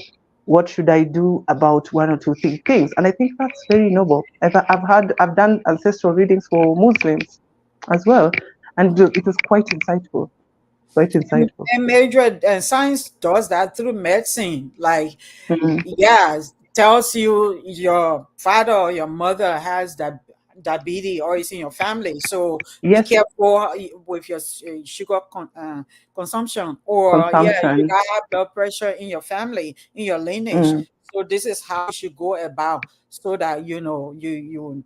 I mean, so Mhm. that you are healthy. To be Um, at par, to regularize any imbalance. Exactly. So the medical history part of medicine pays homage to the link, the ancestral lineage link or connection to yeah. you as a human, as a being, right? So it's very important to understand where you sit in the whole structure. So I understand where I sit for people who practice African spirituality, because there are those who now want mentorship. They ask me questions about, their path. Specifically, perhaps they had a dream. I usually tell people to keep stock of your dreams, because they're like episodes in a series. So the first dream will tell me something, and then I'm like, just wait for the other dream. This story is not complete. Let's wait for you to have another dream. Let's wait for you to have another dream and see what's going on. So sometimes dreams happen in series. So it's always good to keep track of that. When I'm sitting with somebody in a session, that's the best time to bring such things. That if you've been having a certain, if you see certain symbols or dreaming a particular thing that is confounding you, sometimes it is related to your issue. Some people ask me for to interpret their dreams, and we end up doing a reading. The dream was a reading for them. It was a message. So I don't even need to, do my tools. I simply tell them based on my knowledge, and also revelatory knowledge. Again, remember, African knowledge is revelatory. We know that the knowledge we receive is not just coming from our cerebral cortex. It is coming from our enlightened ancestors as well. It is coming from our spirit guides. Because especially if this is something you did not know prior to that moment, it's not coming from your brain. It is coming from the higher mind. Right? And that's why we strive to always be in connection with our guides, because we know that this is where we are getting our knowledge from. Yeah. Mm. Yeah. And that's why you talk about duality of every Yeah. system. So yeah, just like in through I mean through medicine, science will tell us you can inherit illnesses from your Mm. ancestors from before you. The Mhm. same way you can inherit great attributes.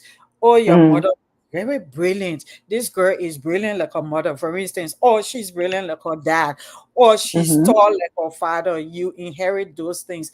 It's the Yeah. same way. So I don't know for what reason. It's just to completely cut us off from our African identity. So we're told Mm. all the negative thing. Yes, let's ban all ancestral curse, and then Yeah. but you are not told. Yeah, you can still connect with your ancestor and Yeah. download wisdom and download this blessing and then get Yeah. this. But no, especially the charismatic line of Mhm. Christianity that some of us our last journey through was like, let's completely cut off from every, let's break curse and we'll do 21 days and we'll do 40 days. Of warfare. Enemy, their ancestors, they are all evil. Like, yeah, really. So there's nothing good about these people. There's nothing Yeah. good about these people. So yeah, I'm just so glad someone like you Mhm. is out there. So you blend astrology, the practice of Yeah. astrology with spiritual practice. Absolutely, I do, because I forgot to mention that is actually part of my life story. I started stargazing when I was a child. I was very young. I would sit on the veranda, and try to look for where is Venus's Mars. We had an encyclopedia back, but my dad had this library, and there's so many books, and he always used to buy me books whenever I was number one or two, and I would get upset because I want a doll, and he would tell me, "Your mom will buy you a doll. I'll buy you books." Which, looking back, I'm like, it makes sense. So I used to really be interested in the stars and the constellations. It was just something inborn. So by the time I was in my late 20s, early 30s, is when I started studying it, like as an academic thing, from an academic perspective, to just understand it, because I realized that, well, maybe we are bringing a bit of a casual approach to it. We're treating it a bit casually, and this is such an ancient system of knowledge. And we know that stargazers of old were called wise men. Why were they called wise men? Because, and I believe even in the Bible, it says, teach us to number our days so that we could be wise. So those who are able to understand the movement of the celestial bodies understand that this is God's way of giving us tools to understand what is to come, to understand this and measure the seasons, to understand and measure the cycles, the years. So, for people who are in Africa, in the Middle East, in Mesoamerica, they had such sophisticated systems of using the stars and the celestial bodies to foretell many large cycles like all the way. I know we know about the Maya and the Maya prophecy all the way to 2012, like 2,000-year periods, 500-year periods, 100-year periods.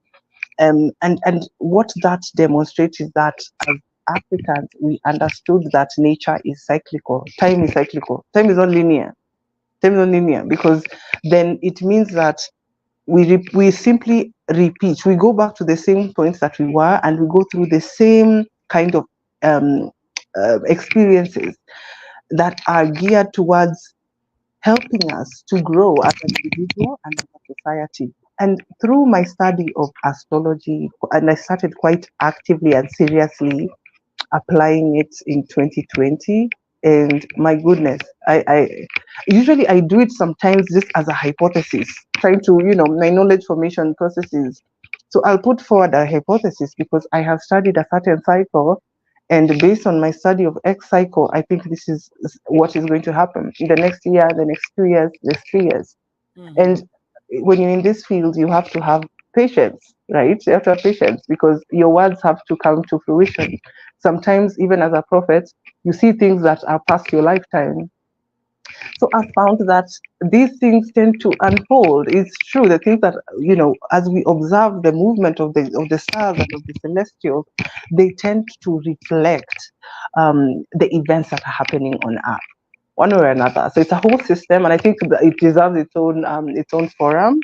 But I've come to really see astrology as a map of the psyche as well as for an individual, but also collectively, it is you are able to read the collective unconscious to see where are the winds of change taking the collective. What is the zeitgeist, the spirit of the times. In fact, astrology really helps me to narrow down what is the spirit of this time. And based on the spirit of this time, what kind of events do we expect to happen under this spirit? And the hypothesis is always end up being true from my experience. Yep, yep, yep. Okay. We have 12 more meetings. I want us Okay. to do 2 hours. Uh, So let me ask my last two questions. So talk about I think you say we're in the period of the reckoning of the church because yeah. of Aquarius and Age of there's Aquarius. something, yeah, the age of Yeah. Aquarius, exactly. But there was Yeah. time that it was the age of the church because it was passes. um Mm, don't let me lie mm. to the audience. You go into that for us. Talk about, Okay. yeah, the sign Okay. and the Pope wearing this, Mm. what is signified in the spiritual realm or Okay. in the Great. cosmos. Okay. So to take us back to the topic of cycles, right? So there are microcycles and there are macrocycles. A microcycle could be an hour, right? Because an hour is 60 minutes. But then you can have a macro cycle of up to 2,160 years. That is seen as part of the sun's movement, right, across the constellations. Now there are, as the sun moves around each of the signs, the 12 signs, it can do it in microcycles and macrocycles. And the microcycle of the sun navigating a sign, a zodiac sign, is a month, right? We know that, the seasons, the way the seasons change monthly. But then there's the macro, where the sun and the solar system are in a specific sector of a constellation. And it stays there for 2,160 years, right? And there's a lot of mathematics behind that, but that's the amount of time it stays in that constellation. So because it is 2,160 years, it is called an age, because it's an era, it's an epoch, isn't it? And that epoch has a certain energy to it. It has a certain spirit and zeitgeist to it. Now, where the sign is will tell us a lot about the kind of zeitgeist, the kind of spirit. Now, the age of the church that we have just left is the age of Pisces. And I was making the point that Pisces is the fishes, right? Is associated with fish. And we know that Christ was a fisher of men, right? In fact, his disciples were fishermen in the community, right? That's the second one. Number three, the Pope himself wears the ring of the fisherman.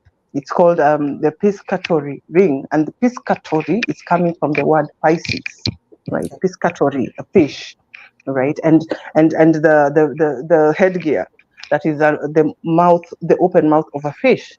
Now that is very ancient symbolism, because we know that some ancient culture heroes were half fish or came out of the waters, isn't it?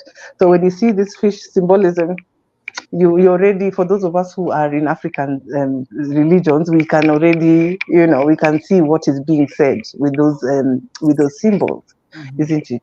So for the age of Jesus, all the way up to, it is said, up to 1912 was the age of Pisces. It was the age of the church, and the age of the church came with certain experiences for the collective. The age of the church was, you would find that it was also a highly intolerant age, especially when it came to coexisting with other religions, isn't it? We saw the Inquisitions, we saw witch hunts, and all these Or things, a lot of intolerance, you said. atrocities. Yeah. Yes, religious intolerance, and you can actually read the birth chart of an age, and you can see exactly why there is religious tolerance, or why there would be religious intolerance in an age of Pisces, in the age of the church. Now, what I was talking about happening is the spirit of the church, because right now we have Saturn and Neptune. Two planets are in Pisces, and they're very serious. Let me call them serious planets, and they're the kind of planets that bring karma, that bring a lot of self-reflection. They also bring a lot of dichotomies and oppositional energies. Mhm. And I was talking about there being a highly divisive figure in the church that would catalyze this split, right? So this could be seen at a very high level, or even locally. We can see that the religion is being split as a result of what's going on politically, because you can see the church was in a way not holding the president or the executive accountable, and people are seeing this and surmising that, wow, the church is not for the people. So wow, so people are awakening to how the church is involved in power structures. So people are really rethinking that, which really tells us we have moved on from the age of Pisces. We are no longer in the age of the church. We are now in the age of Aquarius, Okay. right? Now, what that means, whereas age of Pisces was the age of the church, Yeah. the age of intolerance, now age of Pisces is what we call the age of the son of man, isn't it? And it is the age of the mind, because Aquarius is also associated with the mind. It is the age of Okay. mental So you health. mean the age of Aquarius now, not the age of Pisces. Yes, Okay. yes, we are in the age. In fact, there are people who say the date will vary depending on who you ask. There are people who say we entered the age of Pisces in 2020. Others will say it was in 2012. But Not there are those Pisces, who will but Aquarius. right, Aquarius. But then you see, it's not the reason we are calling it an age is not dependent on the planets moving into Aquarius. No, it is the sun itself, the solar system moving into the sector of Aquarius, which happened in 1912, a century ago. And what I was saying was that for me, this makes sense, because as an astrologer, what I understand is that events don't happen as like a light switch. Like the sun doesn't move into the age of Aquarius and suddenly there are events. No, no, no, no. Some of these events have to take time to marinate, to percolate, to develop and mature, so that if you understand the nature of cycles, isn't it? So it makes sense that we have been percolating for a century, and only now we are now starting to see what the age of Aquarius is all about, because we have percolated in it, we are releasing Pisces things, and we are moving into the age of Aquarius. Now, Aquarius means that the god, whereas the Pope is associated with being the bridge to God, age of Aquarius removes the Pope removes the bridge. It therefore is direct communication between the self Exactly. and Self. God. Yeah. Mm-hmm. Exactly. And I think maybe you've read, I said this in 2020, that we'll see a papal transition. The Pope will be the first to go, and you start seeing religious, spiritual leaders taking center stage from this year, 2024. I said that in 2020. I went back and looked at that post and I got another download because the death of a pope is, and many astrologers across history have prophesied and predicted, but it's not just a literal death of the pope. So every time you see an astrologer talking about the pope is going to die, it's more about the death or the removal of the bridge, the death or the removal of the red tape or bureaucracy that Yeah. is around connection with God or with divinity. Now we can access God. In fact, now we are going back to our own gods. And we can see what's happening in England. I think religion is really declining in England, and they're the ones who brought Christianity to our nation, particularly. Meanwhile, we are the ones who are stuck with the religion that they brought us, while they have released that religion. They're Yeah. seeking their own pagan. Mhm. So it's very weird. Yeah. So in this age that we are seeing, it's people taking back their power. It's people Mhm. also realizing that God is within. In age of that's why Aquarius is associated with Son of Man, with Jesus, because Jesus came to tell us that actually you can be gods, even you guys, and you You are can go God. within. You are gods, I exactly. am God. So it Yeah. exactly. So it is taking back power. It is no longer relegating your agency to a spiritual or religious leader, not Pastor, daddy, depending. or Oh mommy, yeah, or pastor. Imam Exactly. in between. So it would be better for people now, and many people in the church are kind of struggling because, to their credit, they didn't see it coming, or things are happening too fast. The changes are too quick, so that they might end up with a split. But what is important to note is that now New day. you can no longer be intolerant, because we are in a different age. Now we have to all coexist. Our power is not from God out there. In Age of Pisces, God was there, out there, God above. Right now, God is in here. Right, Mm-hmm. God is in here, and now Yeah. we have to, each of us, carry the cross. And that's what I believe Jesus meant when he said, "You must carry your cross and follow me." And I usually tell Christians this, that I don't believe Christ wanted us to be Christians. I think he wanted us to be Christs as well. It's just that we became Christians instead. We chose to again relegate our power and agency. I don't blame them. It was the age of Pisces, because again, also in the age of Age Pisces, of it's control.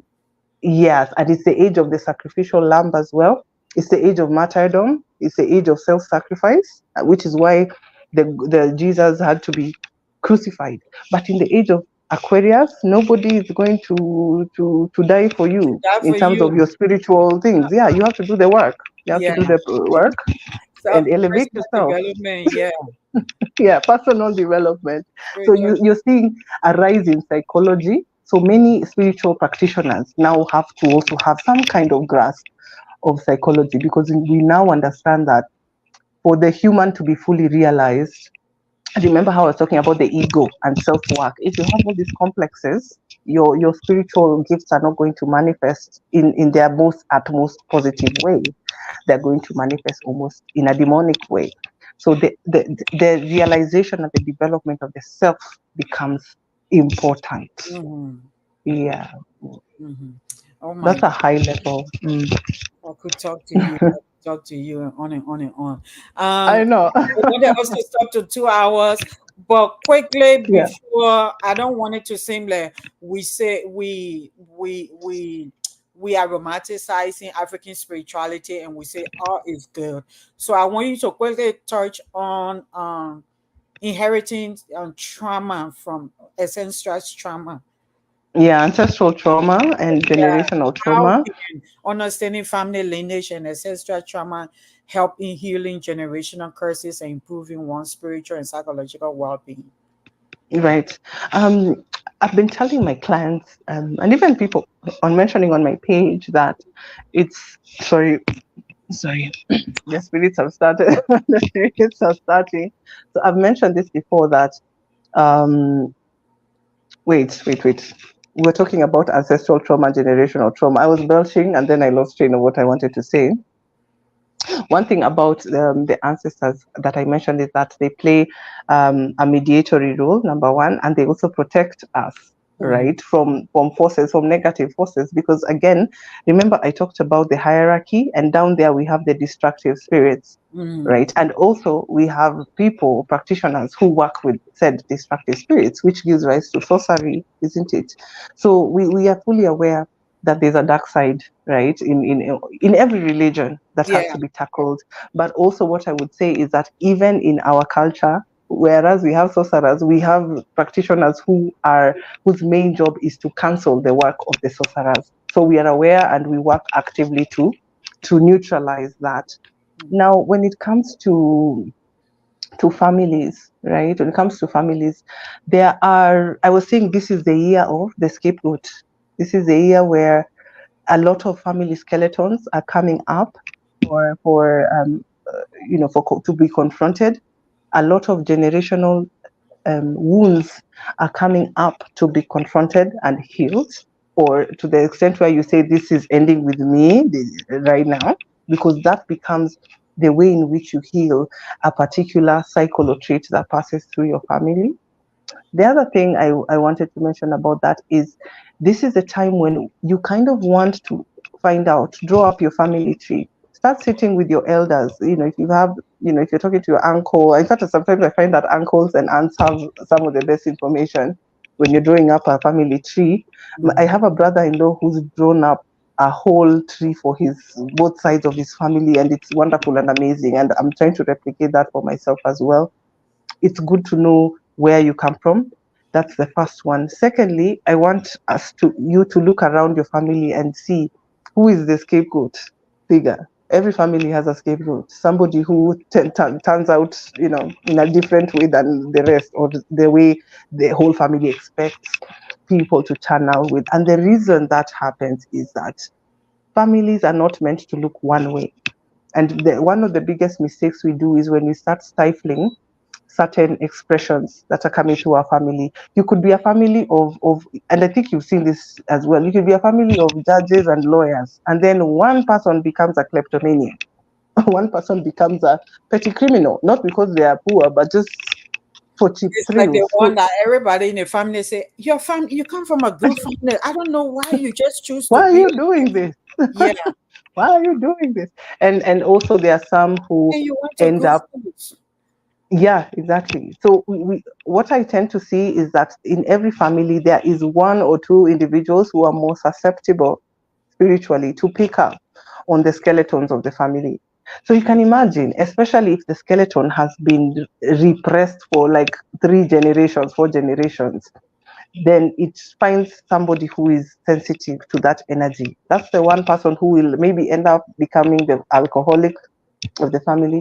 They will end up becoming, the criminal of the family. Sometimes some of these things show up physically as well, because we see hereditary illnesses, both physical and mental. Yeah. So we see a lot of these things, popping up in families. Another thing I usually tell others is that don't look at the scapegoat like an other. The scapegoat is only showing you the symptoms of your family. From a psychological standpoint, they call the scapegoat, the one who we take to therapy to say there's something wrong with them, fix them. That person is called the identified patient. And they're called the identified patient because they are the ground zero of the family illness. So it's not just them that has something wrong that they're dealing with. They are simply showing what is going on underneath the surface of the family. So Mm, then when you have a scapegoat, active scapegoat, then suddenly you now have a reason to address what's going on. If you have an alcoholic, for instance, in your family, or alcoholism runs in the family, you kind of want to ask questions where, to what extent do you seek escapism? To what extent in your family, or a particular sector in your family, they decided that things got too hard that they decided to give up and escape as opposed to confront an issue, because sometimes escapism leads us into addictive tendencies, isn't it? And addictions of all kinds as well. Then there are families who, let's say, repress the sexual urge, or they repress sexuality for 2 3 generations. The scapegoat will come through, and they'll come through with all kinds of issues that have to pressure, be addressed. Yes, that have to be pressure. addressed. Yeah. So in the African perspective, we don't look at an individual as, especially someone who's really struggling, say with an addiction, say with an illness that is tied to the family. We see them as almost as redeeming figures for that family. And it can Right. be a wonderful opportunity to heal. But what we tend to see happening sometimes is the scapegoat gets, isolated, and you're like, ah, that one has lost their mind. The rest of us are the normal ones. When in actual sense, this person is like taking up the role of the Messiah figure, the one who is a martyr, the one. And in the Bible, actually, we have two types of scapegoats. We have the scapegoat that escapes. In fact, that's what scapegoat means. That then the other one becomes the sacrificial lamb. So Mm. that's what I usually tell people. Are you the scapegoat, or are you the one who gives in and then becomes sacrificed by the family? Don't allow yourself to become the sacrificial lamb.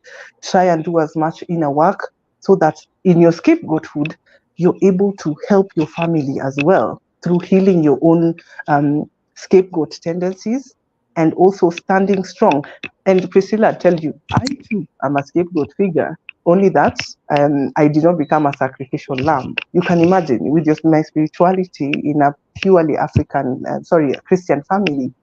I'm very fortunate and blessed. My family is very supportive, which means that my gift is not being seen as a liability. Therefore, my gift is able to edify the whole family and is able to edify even other people's families. So you can imagine if my family decided to fight me or to fight my path, how I would have even needed more time, or it would have lengthened my journey to get where I am. So you see, when you're working with some of these family dynamics, it takes time. You need to be somebody who can identify or investigate without judgment, because every family has certain traits. There's a trait where there are people who want to hoard wealth, right? There's always that person, there's always that spirit in a family that has to be confronted.